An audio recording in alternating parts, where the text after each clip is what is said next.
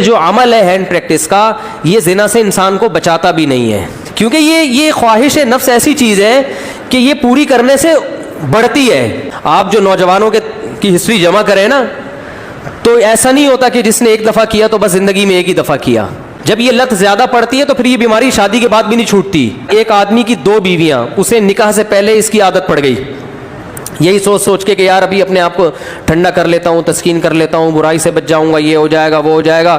شیطان نے الٹے سیدھے اس کو جو ہے نا دلائل دیے، اور کہتا ہے مجھے یہ برائی جب ہو گیا تو چسکا لگ گیا۔ پھر کہہ رہے پھر جب میں نے نکاح کیا ہے نا، ایک شادی کی ہے تو میری یہ عادت نہیں چھوٹی، دوسری 2 بیویاں اس کی، کہہ رہے پھر بھی نہیں چھوٹی۔ تو کہہ رہے میں اتنا غصے میں آ جاتا تھا کہ یار میری بیویاں بھی ہیں پھر بھی مجھے ان کو تسکین اس میں ہوتی ہے۔ پھر تو یہ ہینڈ پریکٹس کا ایک یہ بھی بڑا نقصان ہے کہ جب اس کی لت پڑ جاتی ہے تو شادی کے بعد بھی یہ عادت نہیں چھوٹتی۔ تو وہ کہہ رہے میری 2 بیویاں تھیں، میں اتنا مجبور ہو گیا کہ ایک دن میں نے قسم اٹھائی کہ آئندہ میں نے اپنے ہاتھ سے اپنے آپ کو فارغ کیا تو میری دونوں بیویوں کو 3 طلاقیں۔ کہہ رہے میں نے یہ سوچا کہ شاید اس عمل سے میں اپنے آپ کو روک لوں گا، پھر بھی نہیں رکا، اور پھر بھی یہ عمل کیا، اور ہم نے اس کو فتویٰ دیا کہ آپ کی دونوں بیویاں آپ پر ہمیشہ کے لیے حرام ہو گئی ہیں۔ تو اب آپ بتاؤ اس پہ کیا گزر رہی ہوگی۔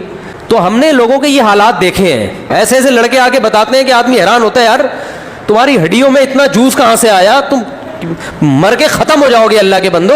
جب بھی یہ گناہ ہو جائے 2 رکعت پڑھ کے توبہ کرنی ہے، اللہ سے معافی مانگنا ہے، اور اپنے آپ کو کوئی سزا دینی ہے صدقہ کے ذریعے یا روزے کے۔ سب سے بہتر سزا روزہ ہے، صدقے سے اتنا فائدہ نہیں ہوتا، روزے سے اس میں زیادہ فائدہ ہوتا ہے۔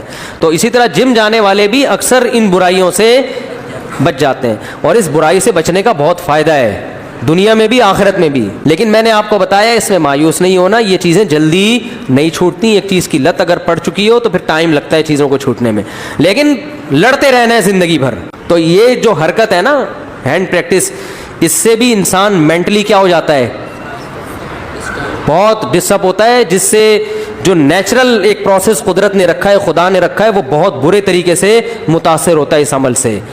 تو اس لیے اپنے آپ کو ان تمام ایکٹیویٹیز سے بچا کے رکھنا چاہیے۔ تو اللہ تعالیٰ سب کی حفاظت فرمائے۔